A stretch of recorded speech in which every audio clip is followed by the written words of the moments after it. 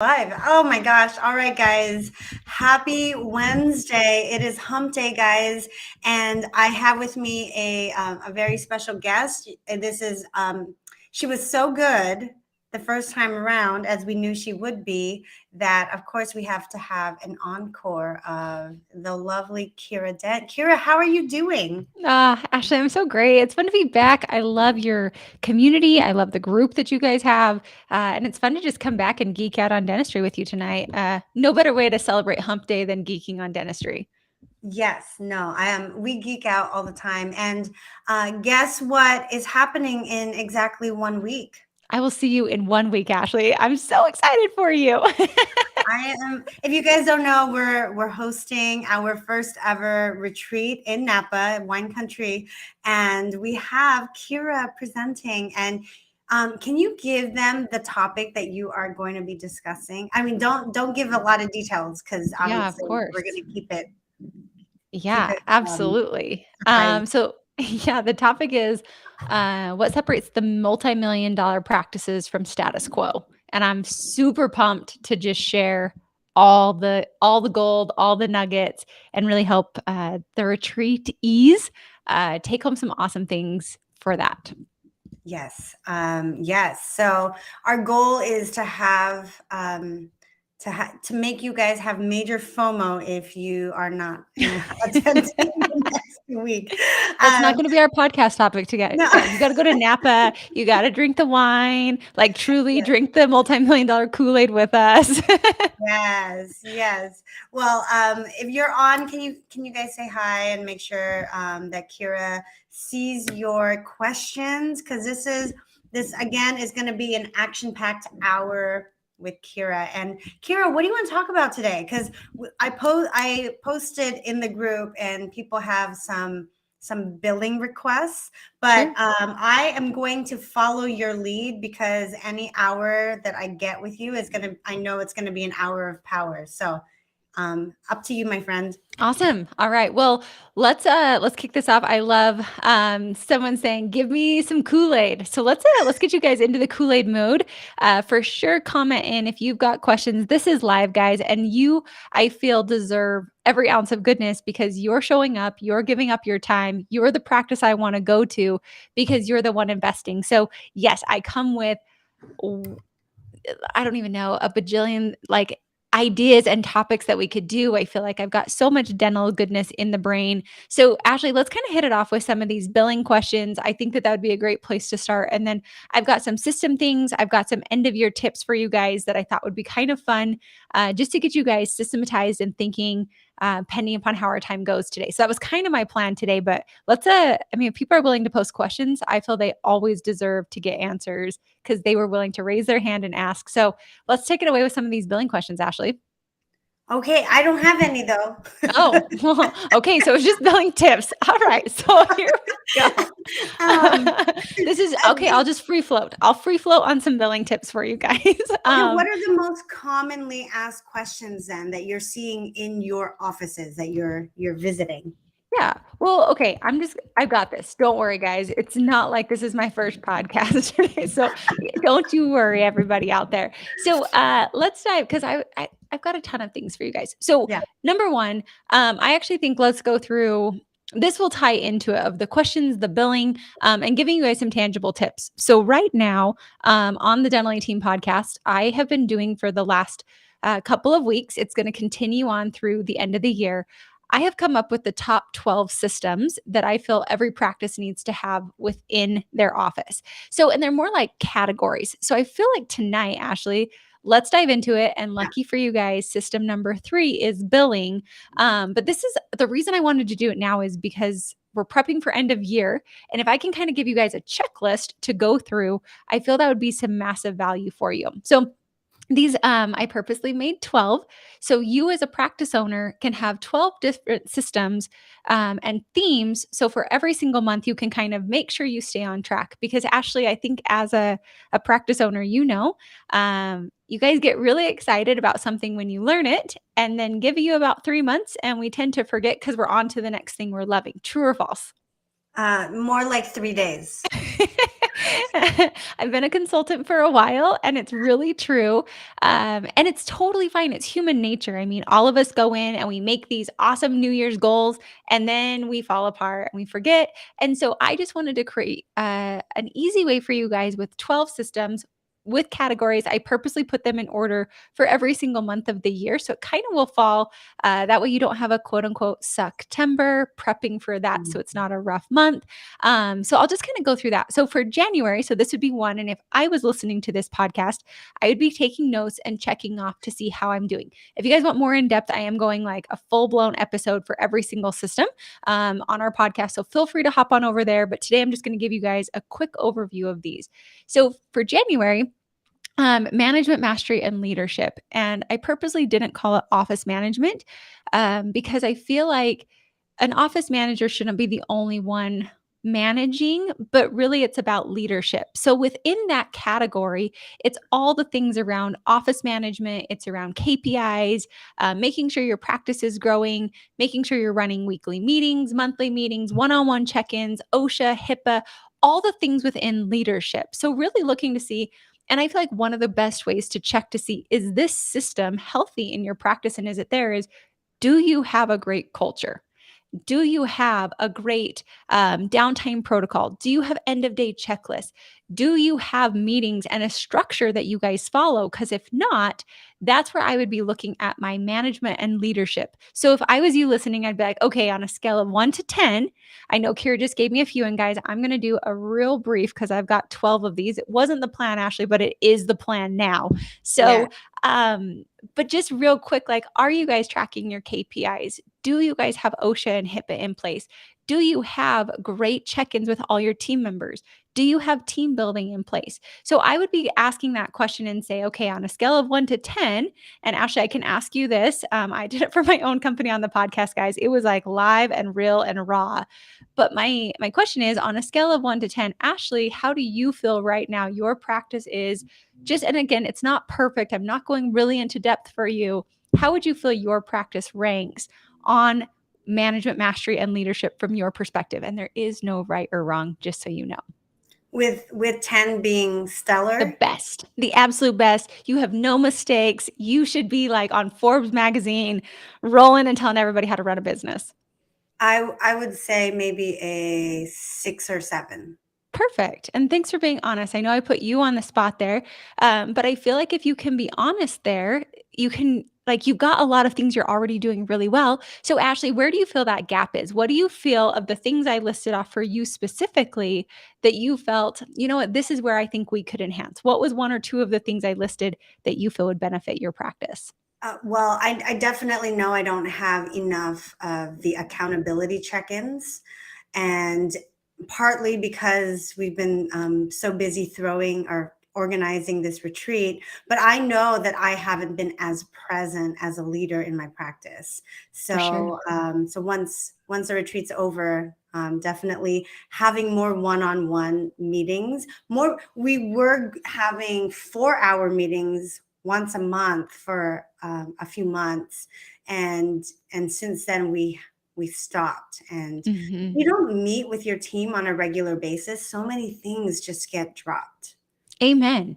It is one of those things where you're just like, oh gosh, like, how does this happen? And the bottom line is, Ashley, I actually think what you said is so prevalent because so many owners feel like they need to be the person who is checking in and doing all the one-on-ones.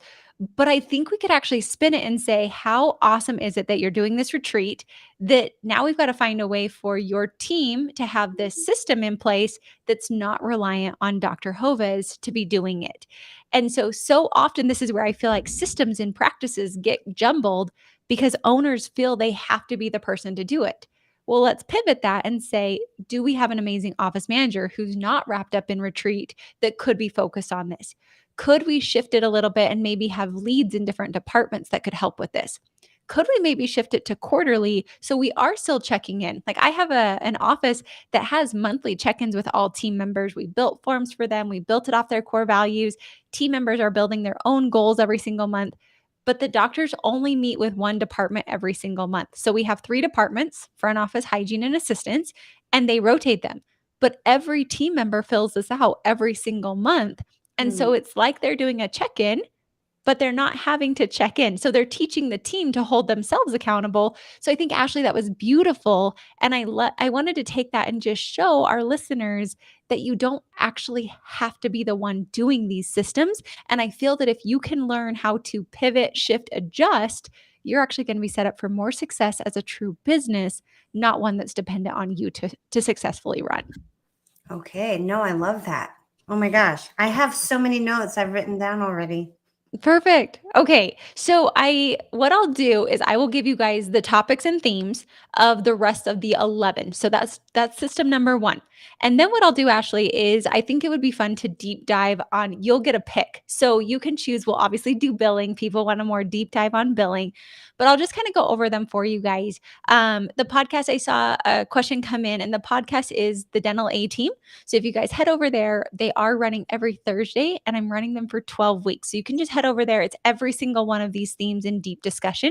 But we'll go through the rest. So number 2, so for February, is doctor optimization. So that's the theme of doctors. Are you optimized as far as, are you doing sleep, PRF, Botox, all the additional services within your practice, and having your team help you with that? So doctor optimization. And then March is billing with ease. So we'll definitely deep dive on that one for you guys. How's your billing department on a 1 to 10? Then April is 5-star patient experience. So it's not just new patients, it's all patient experience. 5-star new patient experience would be the next theme of a system that you should have within your practice. May is smooth sailing scheduling. So how's your schedule? Is it smooth sailing, or do you have rocky waters over there? Because a lot of offices have rocky waters. So a lot of things within that schedule as far as block scheduling, SRPs, new patients. Are we having open rates? What's our cancellation rate? Are we making calls for recare, unscheduled treatment plans? Things like that. So everything all encompassed within our schedule. June is going to be maximized case acceptance. And I purposely did maximized because there's so much within case acceptance that if it's maximized, like, are we following up? Do doctors know what they're diagnosing? Are we making sure that we're tracking our case acceptance dollar for dollar and also case by case? Are we doing follow-ups consistently with our patients? And there's so much within case acceptance that we could dive into, but really, are you actually maximized in your case acceptance? Then July is Dynamite Dental Assistants. I feel like those dental assistants get left out a lot.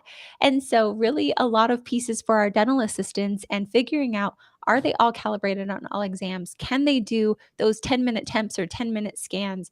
Do they have all the operatories set up the same? How's the morning huddle prep? A lot of different pieces. Are they comfortable doing same day treatment and being able to present exams for more advanced practices? So, that would be our Dynamite Dental Assistants. August is elevated hygiene. There's a ton within hygiene. You will notice I purposely put this in August because if you crank your hygiene in August and you make sure that your schedule's full and your hygiene department's doing well, your September should be much more full than if you don't focus on it. So that's why I actually purposely put this in August for you guys, to really make sure you're cranking it, making sure we've got all of our systems around hygiene in place, taking x-rays on their designated times and frequencies, making sure our hygienists know how to do sealants and possibly laser, and making sure our perio's at 30%. And are we tracking our hygiene production? What's our fluoride? Could we, if we needed to, do assisted hygiene? Do we even know how to have that in our practice? Do we have perfect handoffs amongst all of our hygienists? Do we have our reappointment percentages there? So if you focus on your hygiene and make sure that schedule is really full in August, it will actually translate into production for September. So most offices don't think about that. So it's purposely placed there. September, because oftentimes is slower, September is confident marketing. So assessing your marketing department within your practice, looking at your Google reviews, your website, knowing that if it is a little bit slower with back to school, hopefully if you fluff it and crank it in August, you won't have this. But really being intelligent and proactive of, if you do have those slower schedules, let's look at our marketing department. Let's get things built. Let's build the social media for the next 12 months or even a few months out. Let's get new patients. Let's focus on our new patients. What are we going to do for Q4? So that's September for you guys. October is operations manual creation.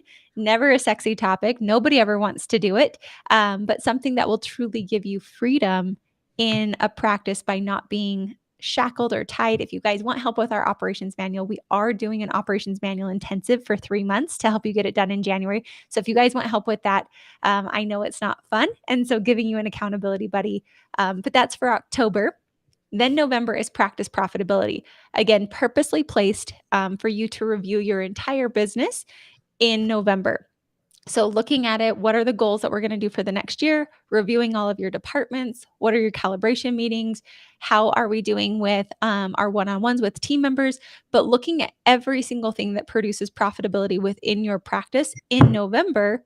So, you're prepared for the next year. So, November's practice profitability. And then December is a team hiring and onboarding.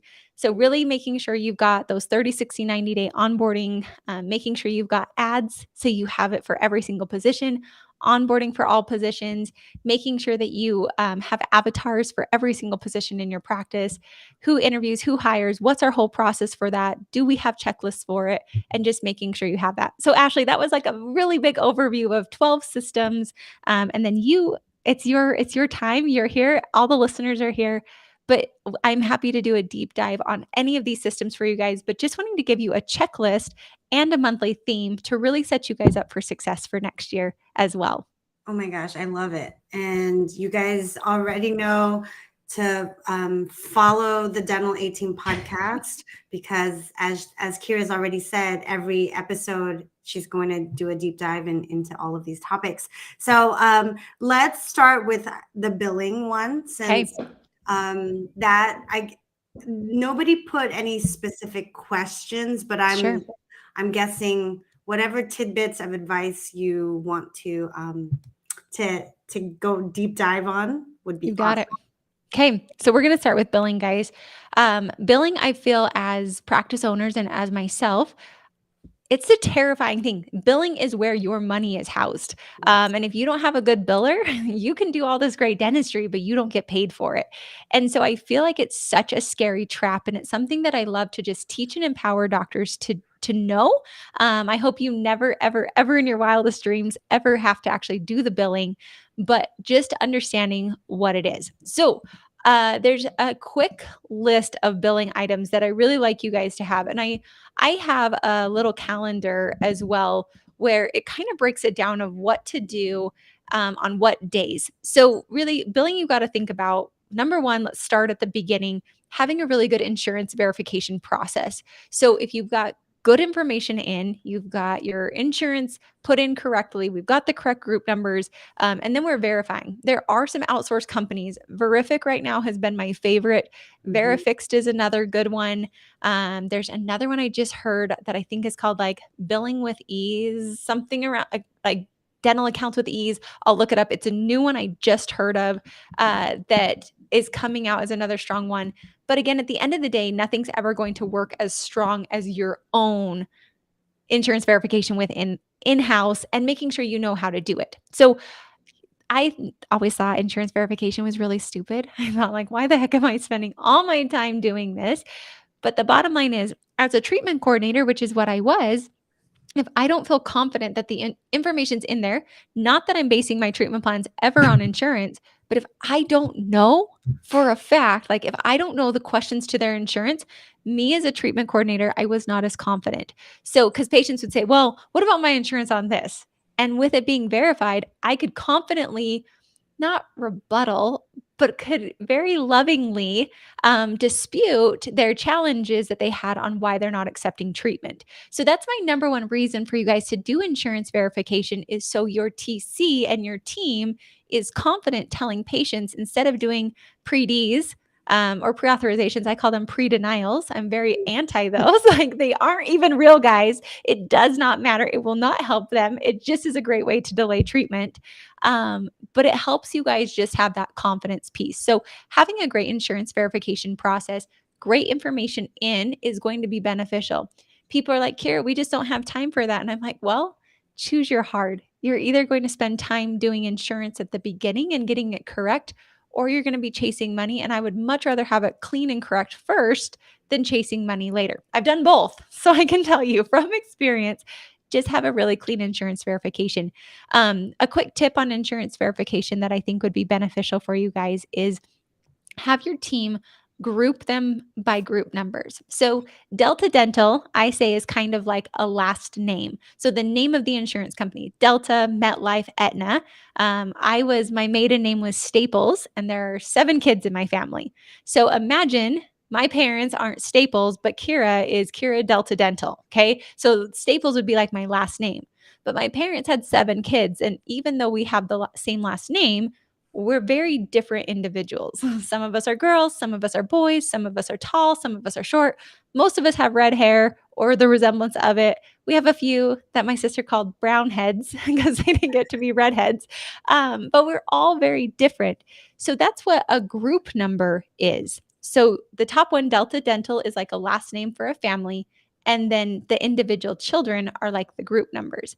But every group number that comes through is the exact same. So I am the same person. When you call me Kiera, I'm the same person. There's lots of different group numbers that are going to be the same. So once you verify a group number, you can actually tag it as you verified it as of 2022.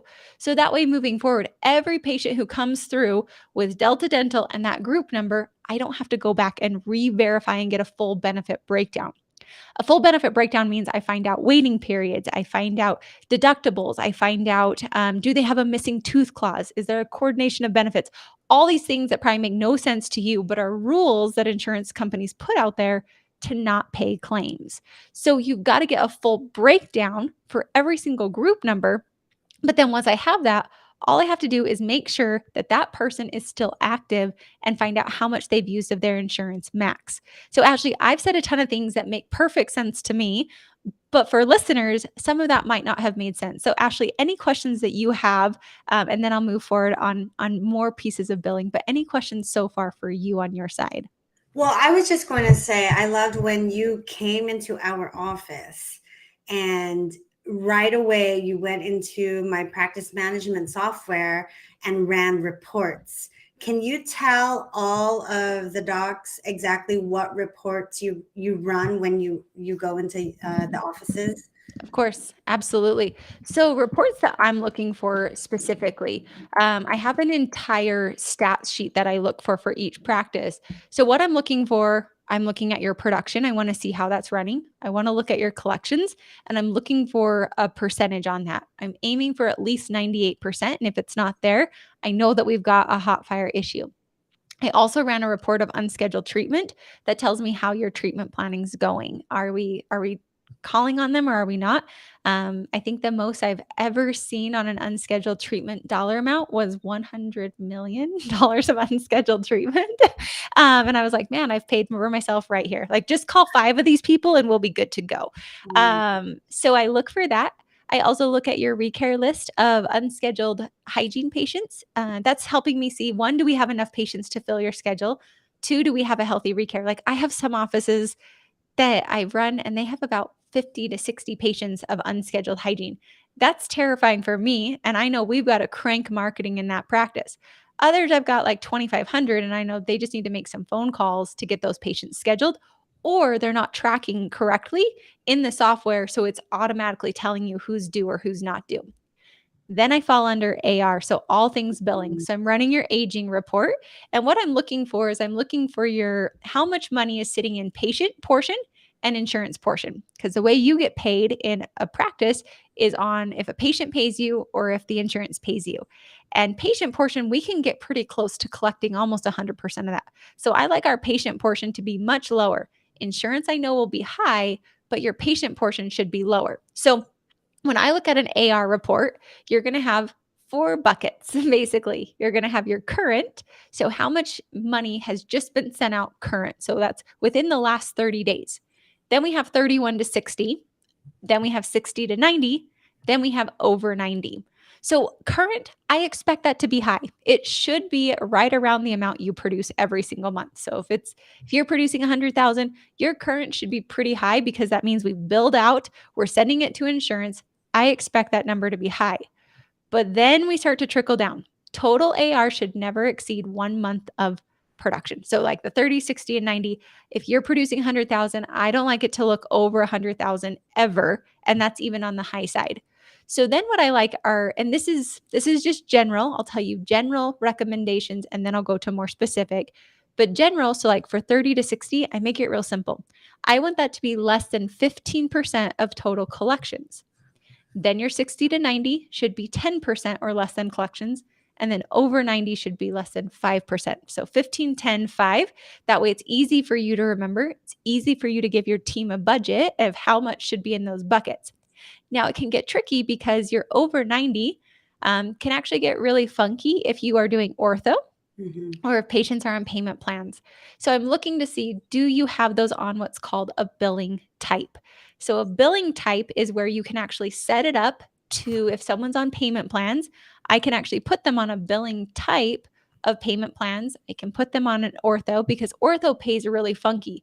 So I might have thousands and thousands of dollars in my over 90, but I can't collect it because I'm waiting for ortho to be paid out. So if you create billing types, then you can actually run your AR report and exclude ortho, membership plans, payment plans. So then I can look to see if my numbers are accurate. So billing types are something that I'm looking for when I'm looking at that AR. I'm looking to see, are you collecting over the counter? I'm looking to see, are we calling patients? Are we sending letters to patients? Are we calling as soon as we get payments? Are we updating fee schedules when we get the payments put in? Because insurances are not correct on fee schedules. And if you don't update them when you get the actual payments, you're always going to be estimating wrong. So I'm looking for those things on the reports, and just looking at your AR, I can usually pick that out. So that's like a huge piece. Then I look for your outstanding claims. How many claims are sitting? I look for unsent claims. I look for procedures not attached to insurance. I have literally paid for my entire year of consulting in one quick swoop of just sending out the procedures not attached to insurance. It was over, I think it was 60,000 when I went into the practice, and I was like, and perfect. More than what I even charge for in-person consulting has been paid for just by submitting procedures not attached to insurance. Then looking at new patients, and then I look at your entire schedule. So those are the main reports that I'm really looking at. Where are your new patients? Are you tracking those referrals? Are we making sure that every new patient who comes through has a referral thing? And then I'm also looking at your schedule of hygiene openings, doctor openings, what we're scheduled to. Do we have block scheduling in there? So that's kind of like a quick hit of a lot of the reports I run. And it's actually pretty easy because if you just go in, if you're on Open Dental, you can look at those reports, just run them. And my trick is I actually go back to the beginning of the year because sometimes procedures not attached will actually get stuck. And even though we run it all the time, they don't actually get sent out. So my trick is always run it to the beginning of the year. That way we're always making sure all of these things are clean. Look for those billing types. But hopefully, Ashley, that was a good quick checklist of all the reports that I personally look for in your practice. No, no, that was amazing. Very comprehensive. If you had to pick and choose what we as the practice owners should be focused on daily, weekly, can you dial that down for us? Why does it feel like a little too many items? Because I would feel that way. I'm like, oh, Kiera, I do dentistry all day long. How am I supposed Yeah, to check all this stuff? Like, that's why you yeah, come in. yes. Like Yeah. how often are we supposed to be running these reports, would you say? So the answer is, doctors, you probably shouldn't be running them except for like maybe once a month to spot check. But your office manager and your billing team should be sending these to you every single week. So that checklist, like if I was you, you can call me lazy or you can call me efficient. I prefer the term efficient, but whatever you choose to have, I would literally send this podcast to my office manager, like, you should listen to this girl and get these systems. And then also all those reports, can you like just send that to me each week? Mm. Because if they're sending it to you, these main reports, now production, collections, things like that, that should be coming to you daily. Always, doctors, check your production and collections and make sure you don't want to watch. Like, I look for write offs as well. I'm watching your write offs, I'm watching your adjustments as well. Those are other big areas that I've seen some crazy stuff happen. So check, and when I was a practice owner, we surely were an office that sent out a $0 crown. Like, that was so dumb. We literally billed the insurance $0. And I was like, what? It's because our fee schedule was junk. But if I wouldn't have looked line item by line item on that production collection, our deposit sheets, and making sure they're balancing, that's something, doctors, I would recommend you do check daily. Now, weekly, I like to see production collections, our new patients, making sure we have all the referrals. Aging insurance, I like to see it every single week to make sure it's being worked on. However, I do like to have a billing meeting every single month. And what should happen in that billing meeting is your biller should literally download the entire AR report, and then I color code what's going on with every single client or patient in there. So if I resubmit it or whatnot, so it's color coded so I can see all the blues are resubmits. The greens are paid, the reds are waiting on insurance or whatever it is. But that way you can see, and your biller should be able to go through every single account with you saying, what's going on with every account? This is the money I collected. This is where we're at. This is where I'm going next month. So that's the type of stuff that I would look at monthly. If I was a doctor and I was a super on top of my A game doctor, I would write down all of these reports and then I would spot check them at least like once a month. So I listed a lot of reports for you guys, and I would just do a quick spot audit.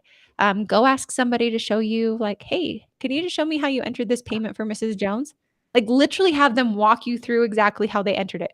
Go snag an EOB. But that's, I call it like doctor CEO time.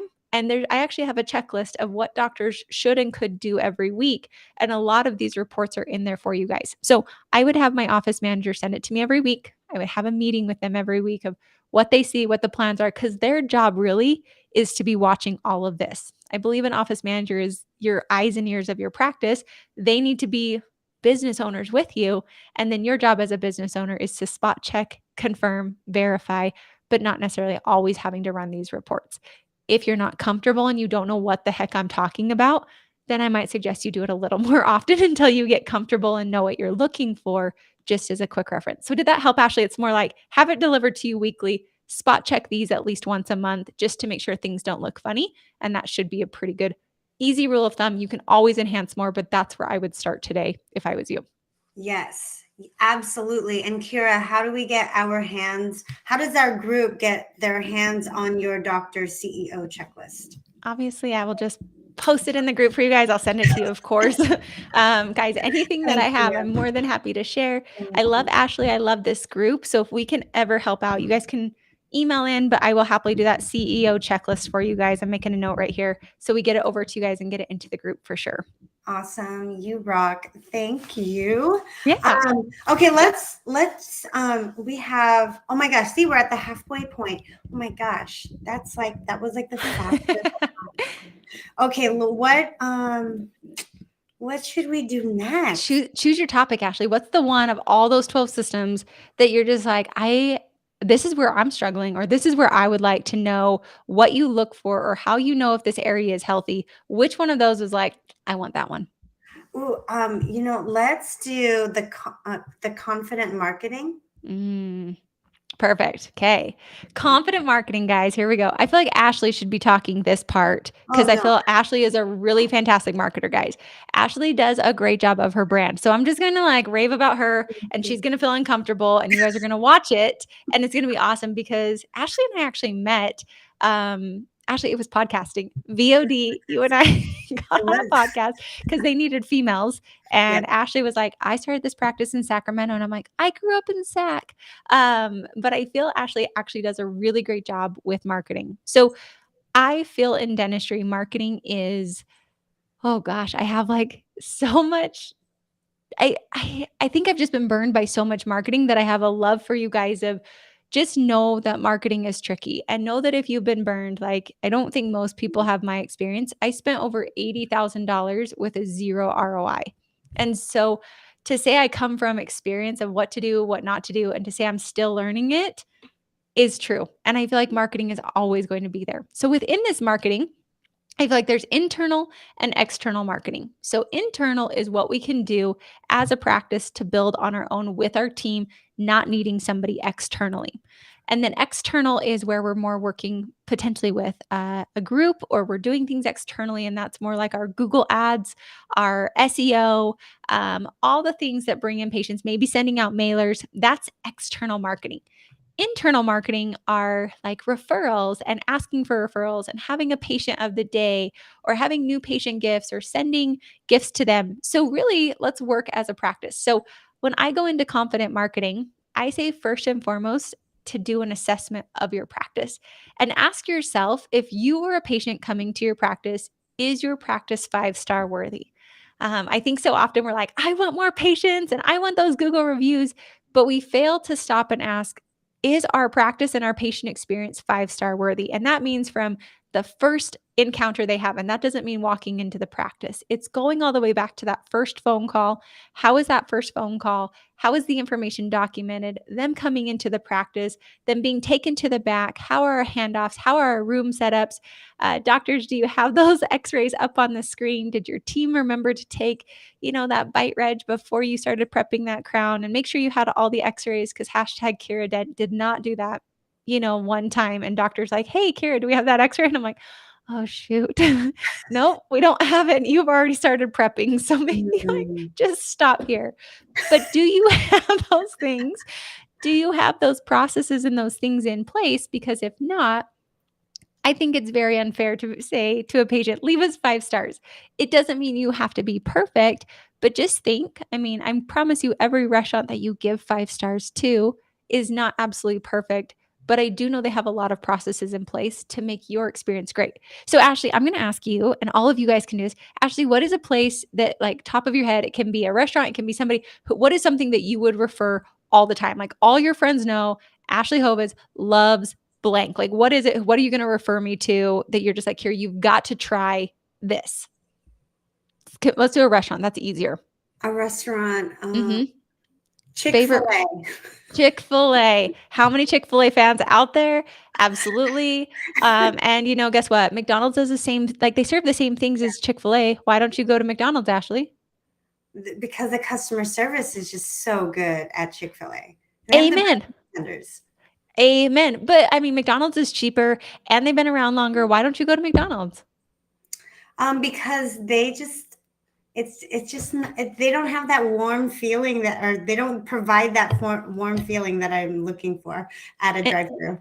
And do you kind of feel like you're doing Chick-fil-A wrong if you ever go to somebody else besides Chick-fil-A? 100%. Yes. 100%. That's how you want your patients to Yes. feel. I'm so glad you brought up Chick-fil-A. I use Chick-fil-A all the time. Oh, They've got good. this awesome, awesome following. I mean, Ashley, I gave her an opportunity to recommend me any restaurant, and she chooses Chick-fil-A, guys. Like, any restaurant. Hey, Ashley, we're going to Napa. What restaurant? And you're like, Chick-fil-A, Kiera. Chick-fil-A. Yes. But she said they have this warm customer service. And it doesn't matter what Chick-fil-A you go to. You can go all across the nation, and Chick-fil-A is amazing. People are nice to you. They say, my pleasure. They love on you. Yeah. They talk to you. They always have the restaurants have flowers inside, like hand-picked flowers. They've got cute, like, it's chicken tenders, guys. That's what they've got.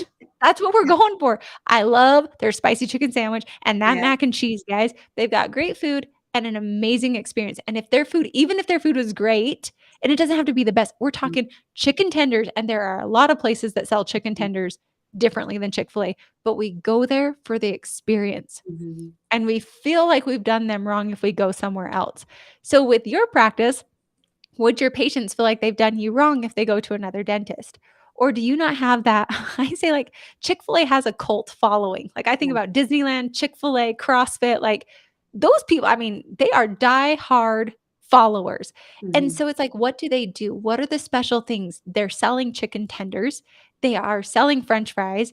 They sell sodas that are the same as everywhere else, but it's the experience that makes it different. And so with confident marketing, everybody wants the latest and greatest. They want to go out and they want to spend money on SEO, and we want to call this. And I've got some great marketers that I'm happy to refer to you guys.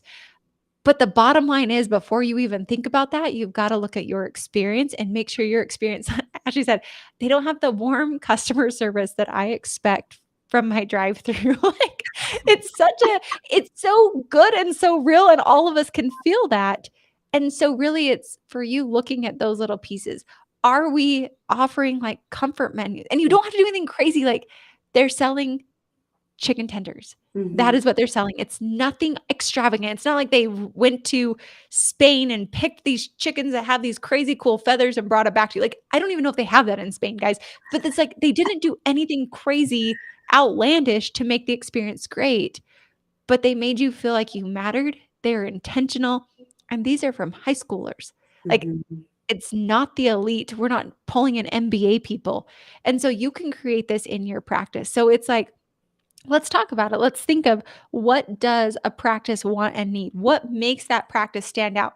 For most patients, I will tell you, go ask them, guys. Don't ask your family, ask your friends. Go to a restaurant and just ask people, like, hey, what would you like? What drives you nuts about a dental office? It's usually pain on injections, Hmm. billing that's junk. Like, you can love the dentist all day long. And then, like, are they nice to you? Do Hmm. they answer the phone with a smile when they come in? I can't tell you how many offices I walk into and the front desk is just sitting there chomping on chips and not even talking to the patients. And I'm like, guys, about this. Like, one, we're a dental office. Two, there's patients out there. And three, they don't want to be here. So you have to win them over. So Yes. really thinking about, how can you make this something that's so great for your patients? And it's simple things like customer service. It's Hmm. simple things like, when you schedule, have it scheduled correctly. When they come in, greet them. Get them back on time. I can't tell you how many patients I read reviews, guys. I scour a lot of dental offices, and some of the reviews that are bad reviews are, they make me wait. I'm always waiting. My bill is messed up. It does not matter how amazing your dentistry is. Your front office can truly kill your practice. I did a podcast on that and said, is your front office killing your practice? Hmm. Do they even want patients coming, or are they so annoyed that a patient's calling them that they don't even want to talk to them? Like, guys, I went to a PT office. I'm out of network. I'm paying in full. I'm in a ton of pain. And I remember just like Googling, like every other person does, checked, found the reviews, called and like, hello. Hey, I'm just curious if you guys are accepting new patients. Yes. Awesome. So like, can I make an appointment? I don't want to go to you. I don't want to hang out with you. And I felt like I bothered you by calling you and asking if I could come to your practice. So it's Yes. maybe even do what Kiera does, and I will spam call, but like not really spam call. I just pretend to be a patient to a lot of practices. I guess that's like a secret shopper better than a spammer. You can have your mom do it, you can have your spouse do it, you can have a friend do it, but call your practice and act like a new patient, act like a patient, and just see how your team treats you. See Hmm. how, like, I've had doctors literally change their voices and call their practice as a new patient just to see how their team would treat them. And it's crazy how some people love you and other people don't, and your team doesn't realize it. So maybe listening back to calls, you can have your calls recorded, looking to see what your Google reviews are and our team members wanting to do it. But that's what I would say, especially in your marketing, is one, internally have that great experience before we go external. Two, make sure you have a really, really, really great review one. I'm obsessed with Swell. I recommend them all the time. They have great discounts. I'm sure they've got it with your group. We've got Hmm. great, like, make sure you utilize Swell. They're the best ROI, and they'll help grow your practice faster than I think anything else. And then from there, there's a ton of other ones like billboards, grassroots, radio ads, signage, sending out postcards. But the big thing is, make sure you track that and see what's truly working rather than just spending money and hoping something happens. So, Ashley, I'm sure you've got questions on that. I'm sure the listeners have questions. But anything's on that, that's kind of my overarching confident marketing spiel for you. No, I love it. Absolutely. Everything is marketing that we're doing, from how your office smells to even the bathrooms. Like sometimes I'll go into our restrooms just to see, like, because we're women. I Mhm. like to just check under the hood to see if, the last male patient didn't wipe. Sorry, but it happens. It does. Um, but on the flip side, Kiera, since we did talk about the patient experience, how do you, for the patients who we want to fire from our practice? This is like opposite of the marketing, but we're like our office now we're fortunate enough that we don't want to see everybody anymore. Mhm. Like we want to be very choosy who we are treating. But is there a way to fire a patient nicely so that you're not blasted on all of these social media channels? For sure. That's one, I feel like, to wrap up a beautiful bow on the marketing and to tie into exactly what you said, I feel knowing your target audience is Hmm. so key as a practice. So Hmm. for you, you're like, I don't want every patient. And even if you're in a startup mode, you don't want every patient. Like figuring out who your target audience is. Maybe you say yes to all of them, but making sure your marketing's resonating with who you actually want to attract. So, yes, there are ways that you can actually dismiss a patient. And I actually had a really interesting office. They did, they, at the end of every year, their office went through like who did they like just dread seeing. I can think back to when I was a dental assistant, guys, and an office manager, and like names come Mhm. right to my fore. I'm like, oh gosh, Betty. Oh, Betty. Every time she was on the schedule, I was like, oh, I hate seeing her. She's gonna come cut me a slice of pear with her nasty knife that's out of her pocket, and I'm gonna have to pretend like I want to eat this. And I don't. Like, I do not like this at all. Um, that was a patient that I dreaded seeing. She was a denture patient, guys, denture patients for life. Oh Oh, gosh.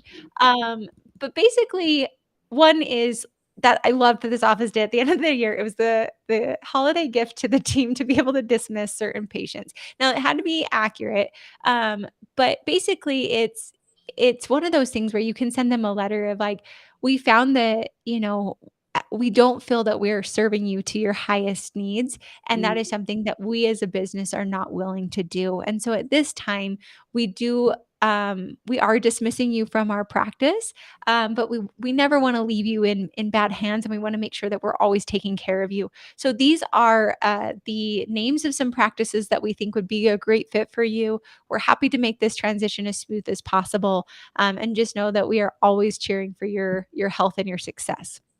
So you have to be direct in it. Of we are dismissing you from the practice effective as of now. These are some great resources, but I feel that you can send them to other practices. And I mean, I wouldn't refer them to your friends. I wouldn't be I wouldn't be that kind of a friend. But who knows? Like some clients, I have some clients that don't jive and gel with me, but they jive and gel with another consultant. mm, And so sometimes it's just not there. So I feel like that's an easy way, and you have to be okay that they might blast you on social. But I feel that if you do it with poise, with confidence, and with compassion, most people can feel that. So make sure you're in a really good headplace and space when you write that letter. Be direct, be firm, but make sure that you give them some resources. Would be my recommendation for you. ah, so beautiful. I'm going to have you write all of my letters, Kiera. I will happily do that. Same thing for if you get bad reviews on Google. Oh, Um, I saw one today from a client, and I was like, "Oh," like, I actually want to attack back on a bad Google review. It was like, "We apologize that you mistakenly booked an appointment." I was like, "Actually, no." So we rewrote it for them because that's your initial gut response of like, "Hey, listen, yeah. you booked at our practice and that was your fault." That doesn't ever look good for you. It doesn't make a patient feel good. So I just say, like, with those negative reviews, call the patient and genuinely thank them. Thank them so much that they were willing to give you honest feedback to make you better. And tell them like, "Hey, these Google reviews really mean a lot. Is there any way that we could help fix the experience so that way you'd be willing to change that so other patients can have a great experience?" They don't have to. But thank them and find out and see if you can fix the problem for them. I have truly had people give us 2 stars and change it up to 5 stars just by making that phone call and thanking them and being genuinely grateful, because I say, guys, those junk reviews, be grateful for them because they're telling you what other people probably aren't willing to tell you. They Mhm, might be a crazy person, but there is some truth to that. And they have a confidence that you can change it, which is why they left a review. If they mm, gave up on you, they wouldn't say anything. So I feel like for dismissing patients, for bad reviews, just remember to show compassion. I think, like, what would Chick-fil-A do, guys? They're not going to come and bash you. They're probably going to send you a free sandwich and say, "We love you so much. And if we can ever serve you in the future, please let us know." mhm. So being that kind of a company, I feel goes so much further than being the one that bashes and is spiteful, even though that might be your initial response. So good. So, so good. Can you believe it's almost 5 o'clock, Kiera? I know we rocked it out really well together, and I hope it was helpful of just tips Very. and ideas for you guys, checklists for end of year, diving into billing, really giving you guys a CEO checklist, talking about patient experiences, confident marketing, because I am such a pro that I my moral mission is to help the best dentist win. And so, giving you guys the tools and the resources to be less stressed, to have a better patient experience is really what I'm all about. If you can have an amazing practice that's profitable, that has great patient care, great team care, to me, you deserve that and you should have that life. And that's why I'm so grateful to be a part of this because I feel like Ashley's community is amazing. You've got great resources. You guys are just starting out, you're learning these things. So ask the questions, don't be afraid. And just know that you are truly on a moral mission, that your job is to provide great dentistry and to give patients that confidence that nothing else in this world can give them but you and creating those beautiful smiles for them. Mic drop. Mic drop with Kiera Dent. And guys, she is, I mean, I can't wait to see you in person next week, literally a week from today. We're going to be celebrating in Napa, and I cannot wait to hear your presentation because, guys, she's in and out of so many practices. So you are going to do a deep dive in what separates the top of the top from the rest. So yeah, can't wait. I can't wait. I will It's going have to be lots of amazing. notes. It's gonna be amazing. You're always amazing. And Kind. guys, if you make sure to like and subscribe to Kiera Dent's podcast, Dental A Team. Make sure to tag Kiera if you have a question or if you want to message her. She's always such a brilliant resource. And she has played so many roles around the dental office. So, so she has so many different vantage points. So, yeah, without further ado, then let's wrap this up. I want to be respectful of your time, and I can't wait to see you, friend, next week. Thank you so much Likewise. for joining us. Yes, thank you guys so much. And truly, like Ashley said, I am here to serve you guys. So reach out, email us, hello@thedentaleteam.com, tag me in the group. We are there. We have tons of consultants and we're watching it and we're answering for you guys. So reach out. Our job is to make you guys brilliant and the best that you were meant to be. So thank you, Ashley, for this. I cannot wait to see you next week. You're going to get the biggest hug. It's going to be epic. Epic. All right. Thank you guys for listening. And Kiera, see you next week. Bye, Bye, guys. guys.